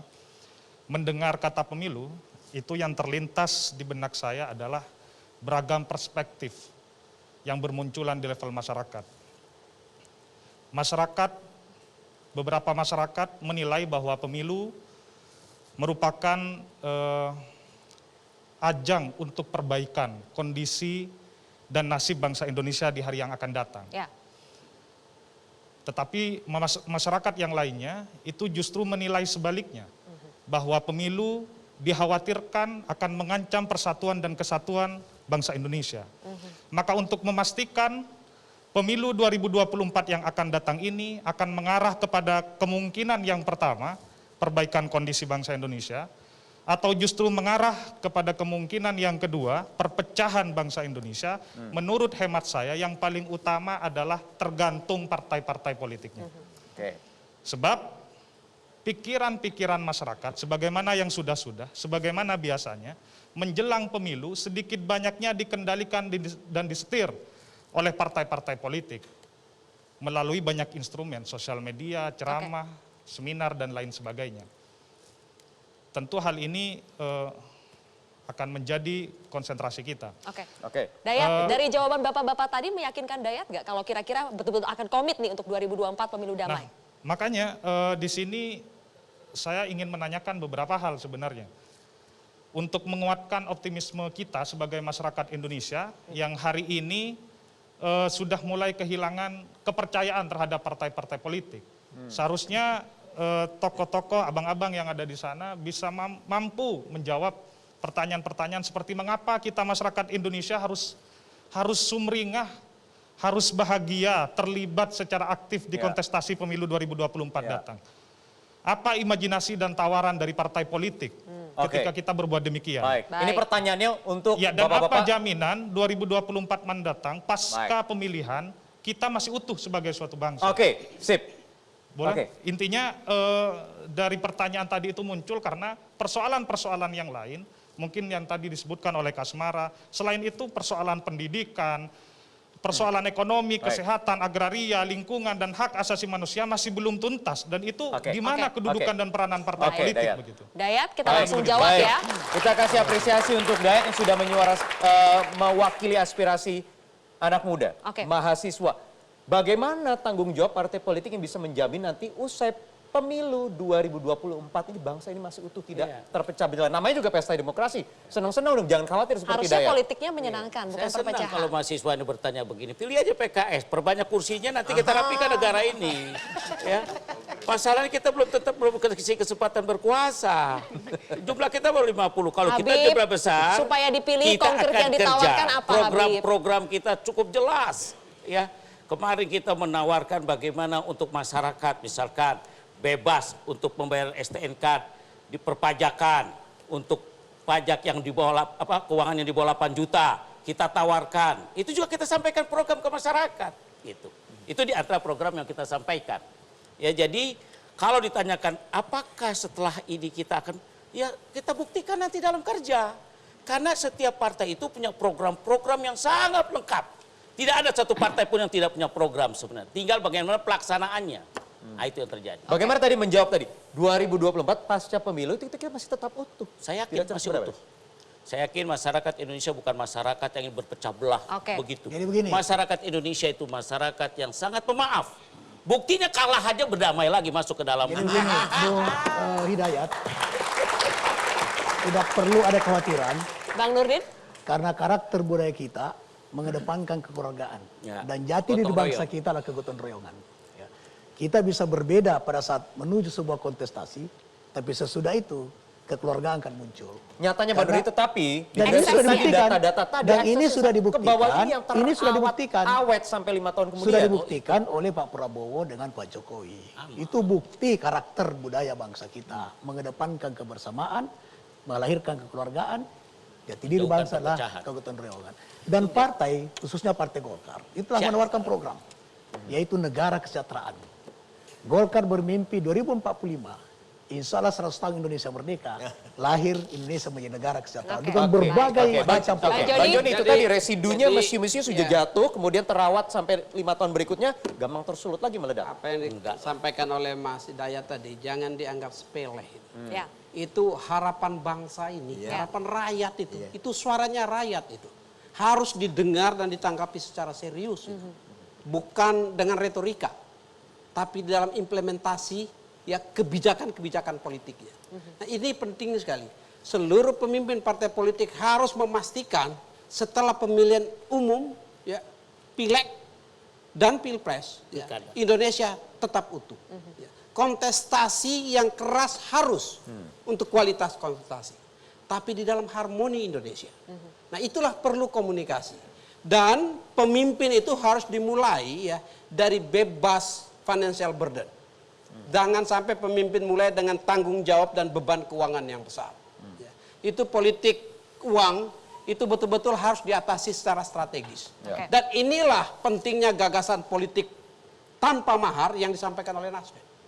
Untuk memastikan pemimpin kita nanti tanpa beban-beban finansial, tanpa ada financial burden untuk dia laksanakan pemerintahannya. Disertai dengan pemimpin yang mampu atau yang memang disiapkan dalam satu kontestasi yang harmoni. Bukan kontestasi yang menambah belahan masyarakat. Ya, itu jangan sampai. Disitulah pentingnya mulai dari pemimpin tadi. Ya, sehingga sekali lagi ya komunikasi di antara para pemimpin penting. Ya, itu untuk membangun keakraban dan persaudaraan kita. Prinsip-prinsip kehidupan yang harmonis itu harus kita utamakan, harus kita kedepankan. Tetapi kontestasi yang berkualitas itu seperti apa yang Samara sampaikan adalah perang atau argumen terhadap gagasan yang disampaikan. Perang program. Bukan membangun ya simpati berdasarkan pembelahan atau suku, agama, ras. Samara, itu antar golongan. bisa tidak dengan cara-cara yang disampaikan 3 partai politik ini kita disuguhkan politik yang menyenangkan dengan cara-cara yang mereka sampaikan tadi, bisa tidak? Kalau saya sebenarnya percaya jika partai politik mau, partai politik bisa melakukan itu. Karena kita harus akui bahwa infrastruktur terbaik di negeri ini adalah infrastruktur partai politik. Partai politik punya mesin partai yang sangat baik. Apalagi partai politik sudah melalui verifikasi pemilu KPU. Berarti mesin partainya sudah berjalan dengan sangat baik. Nah karena itu menurut saya fair untuk partai politik misalnya mengkampanyekan atau misalnya mempromosikan masing-masing kandidat terbaik dari masing-masing partainya. Tapi bersamaan dengan itu saya kira infrastruktur dan mesin partai itu juga bisa dijalankan ke bawah untuk misalnya menggerakkan program-program yang mengena ke masyarakat. Sehingga kita tidak hanya di media mendengar hanya perkara kandidat saja, tapi juga perkara apa yang dibawa kandidat dari masing-masing partai politik. Dan saya optimis sebenarnya kalau partai mau, partai bisa. Oke. Pertanyaannya kemudian, ya Mas Hasim, silakan. Ini kan soal cara pandang ya. Kalau menurut saya, ya sekali lagi cara pandang penting. Mas Hidayat orang muda, saya juga masih orang muda ini Mas. Misalkan begini, ada gelas ya, itu separuh ada isinya air. Kita mau mengatakan apa? Separuh berisi atau separuh kosong? Kalau kita menganggap separuh isi, maka kita optimis, masih ada sesuatu yang mau kita minum.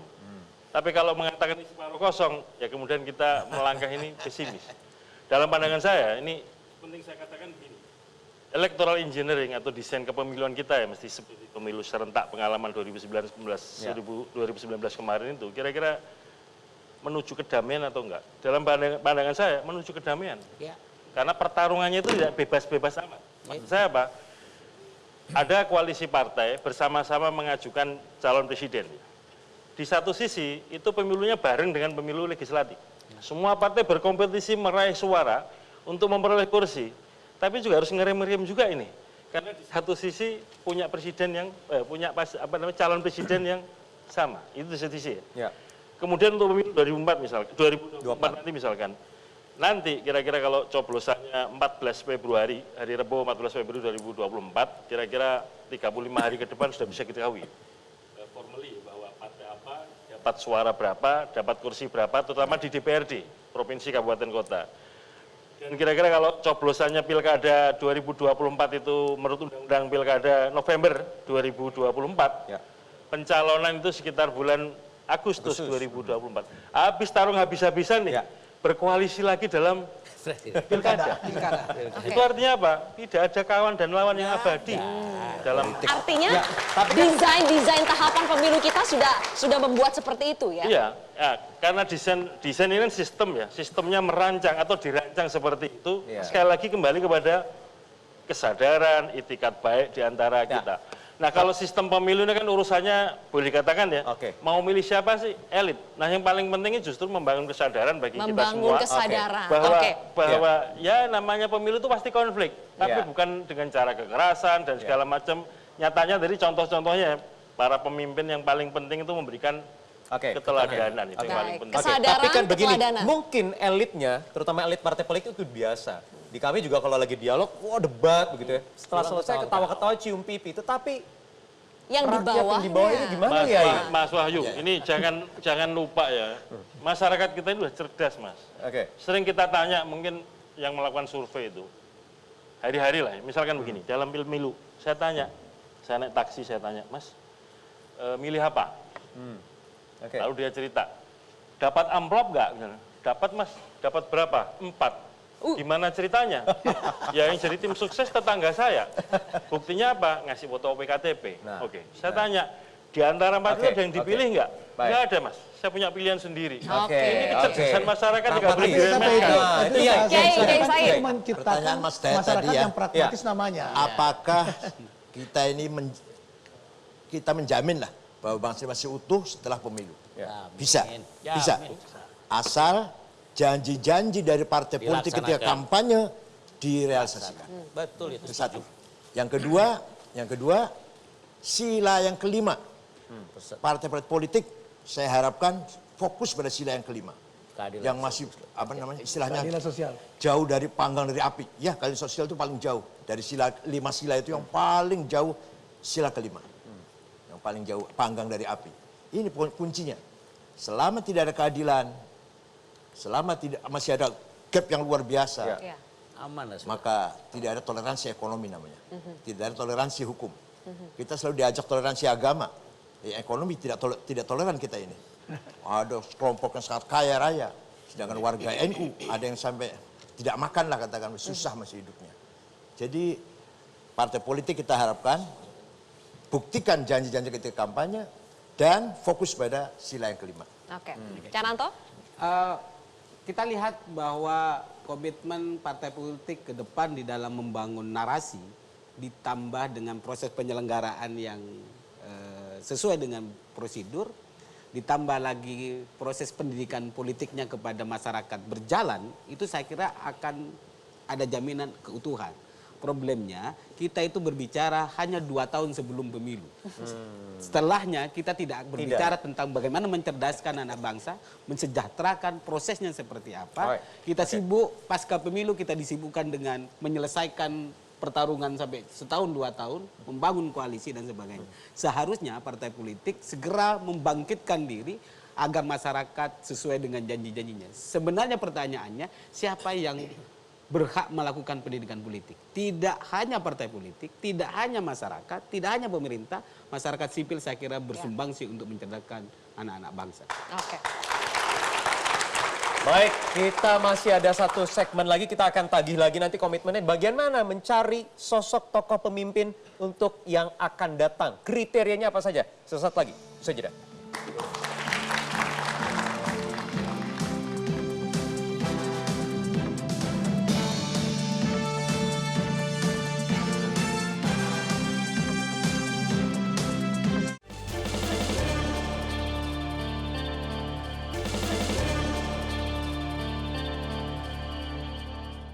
Dipersembahkan oleh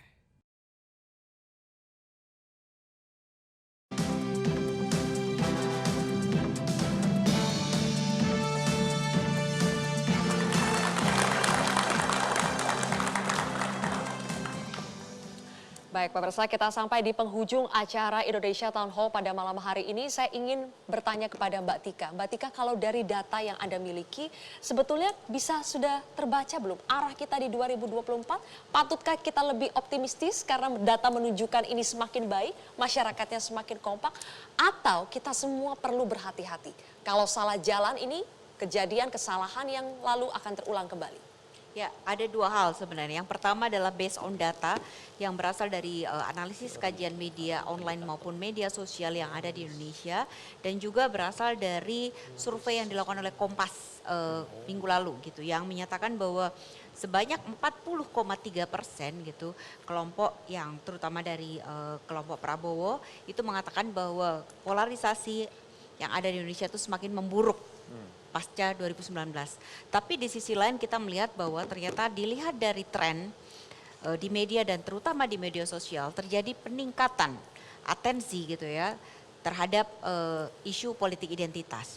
Dan tadi kalau disampaikan bahwa sebenarnya politik identitas itu ada banyak macam gitu. Nah ternyata politik identitas yang paling banyak mendapat atensi masyarakat adalah politik identitas yang berbasiskan atas agama. Isu terkait dengan suku dan lain-lain itu dia biasanya naik kemudian dia turun ketika selesai. Tetapi isu agama itu betul-betul isu yang dia sangat konsisten gitu. Sedikit ada pemicu, dia sangat cepat sekali menyebar. Oleh karena itu saya lebih mengatakan bahwa kita harus waspada gitu loh. Bahwa situasi masyarakat saat ini gitu ya, hingga hari ini tuh kita berada dalam suatu kegamangan yang kita harus hati-hati gitu. Media terutama juga media sosial memiliki peran yang sangat penting untuk bisa menurunkan tensi. Jadi tidak hanya elit politik gitu, tetapi bahwa media itu memiliki peran yang sangat penting. Karena dalam riset yang kita lakukan, ternyata media ada yang dia bisa netral, independen, tapi di sisi lain ada juga media yang dia memberikan satu ruang yang kemudian menimbulkan gejolak di media sosial dan terjadilah politik identitas berjilid-jilid itu. Gitu. Oke, baik.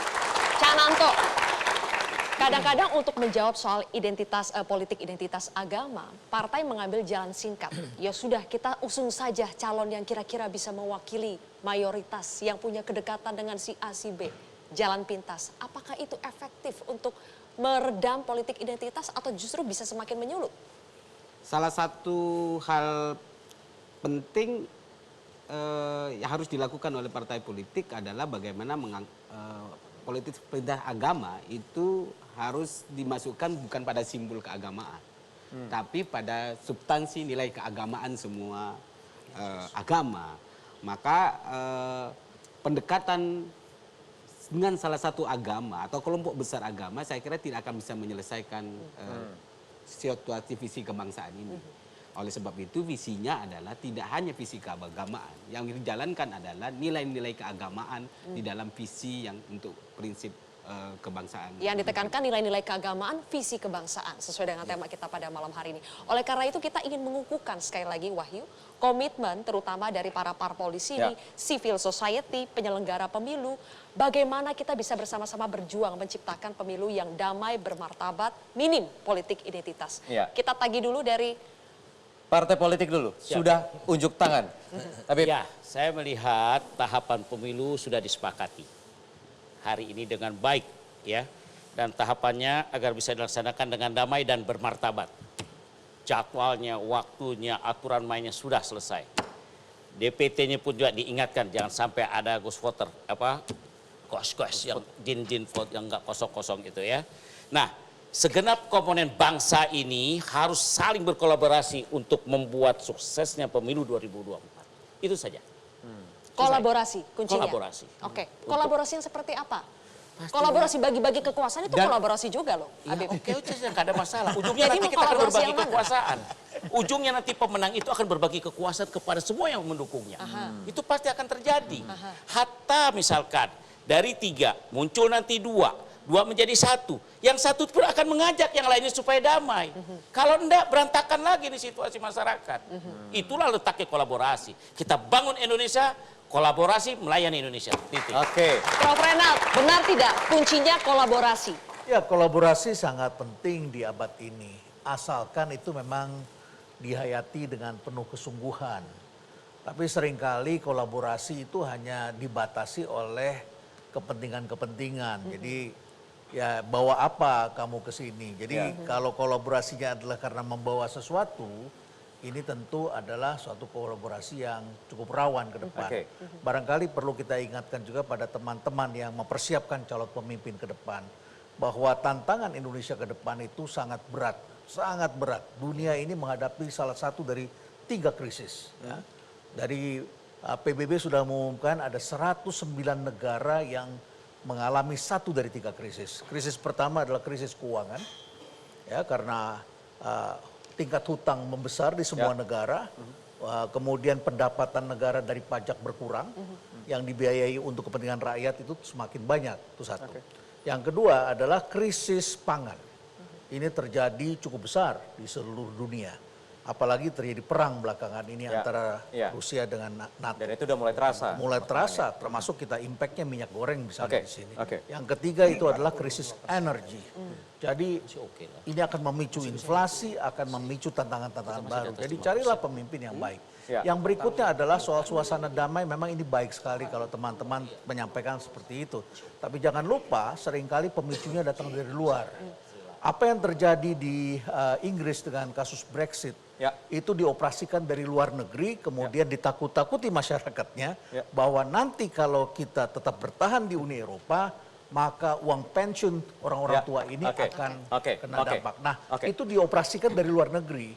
Jadi persatuan di antara para pemimpin parpol ini sangat penting sekali karena juga menghadapi isu Jadi global. kolaborasi belum tentu bisa menjamin itu semua ya Prof. Renald ya. Karena ada tantangan 3 krisis tadi, tantangan dari eksternal. Bagaimana Bang Jody menjawab itu?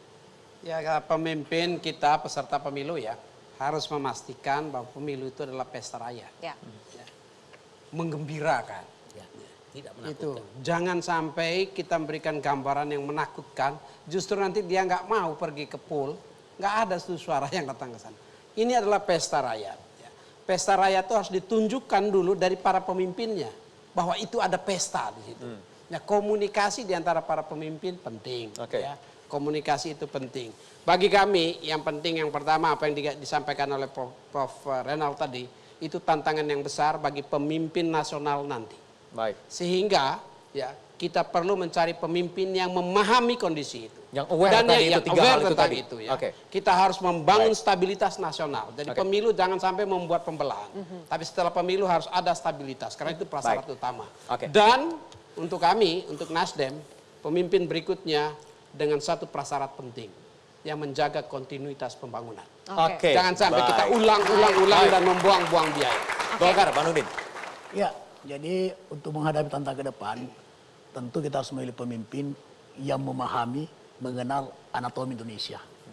Anatomi Indonesia antara lain kemiskinan masih banyak, pengangguran masih ada, kesenjangan antar provinsi dalam prosesi pembangunan juga masih ada. Oleh karena itu apa yang disampaikan kesinambungan pembangunan itu sangat penting. Kan itu adalah salah satu anatomi bangsa Indonesia.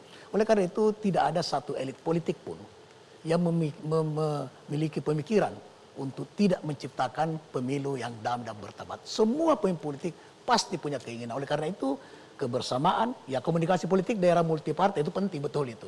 Tapi ujungnya juga untuk mencalonkan pemimpin harus ada koalisi.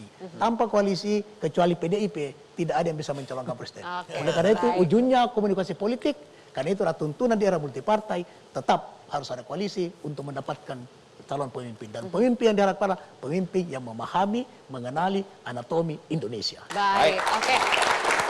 Kiai Said, pesannya kepada parpol yang mencari calon-calon pemimpin. Kalau dari kacamata agama begini. Agama yang dipakai sekarang. Nabi Muhammad itu identitas. Sifatnya bukan identitas, bukan. Nabi itu punya wajib sifatnya 4. Ya. 1 sidik, jujur. Bukan hanya Nabi yang wajib jujur, pemimpin kita pun wajib bersifat jujur. Kelangkaan minyak goreng karena tidak ada yang kejujuran. Yang kedua, masuk itu. Amanah. Bertanggung jawab, bisa dipercaya. Seperti Nabi Muhammad itu. Ini bukan berarti identitas menonjolkan agama, tidak. Tapi ukuran seorang pemimpin, tirulah karakter Nabi Muhammad atau karakter para nabi. Yang ketiga, tabligh. Apa tabligh itu? Berani menyampaikan apa adanya. Berani menyampaikan apa yang ada. Qul haqq walau kana murra. Katakan kebenaran walaupun risikonya berat atau besar. Yang terakhir, fatonah, cerdas. Sudah barang tentu pemimpin harus mempunyai kecerdasan, punya kelebihan yang. Oke.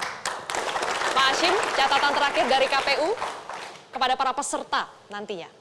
Ada 2 hal yang ingin saya sampaikan ya, bahwa sejak perubahan konstitusi itu ada 2 lembaga yang dimunculkan dalam konstitusi. Yang pertama adalah partai politik, yang kedua adalah pemilu. Nah, oleh karena itu partai politik ini pilar penting ya dalam perkembangan demokrasi di Indonesia. Dalam konteks menyiapkan pemimpin, partai memegang peranan yang besar untuk rekrutmen dan seleksi. Nah, oleh karena itu saya sangat menyarankan dan mendorong, mohon maaf, jangan biarkan partai berjalan sendiri. Sering-seringlah datang ke partai, silaturahmi, ajukan kriteria pemimpin macam apa yang dihendaki. Supaya apa? Partai tidak merumuskan sendirian, ini penting. Yang kedua, singkat, Pak Kiai Said, jadi saya muridnya Pak Kiai Said ini. Jadi harus cari pemimpin itu, pertanyaannya kan begini ya, orang mau cari kekuasaan itu boleh apa enggak? Singkat Pak. Ya, boleh. Ada dalilnya boleh, tapi diawali dengan keinsafan. Di Al-Quran disebutkan, ini doanya Nabi Sulaiman ya. Rabbi firli wahabli mulkan la yang bagi li ahadin min ba'di innaka antal wahhab. Kalau mau jadi pemimpin itu harus banyak istighfar dulu. Baik. Samara, singkat, anak muda apa yang dicari?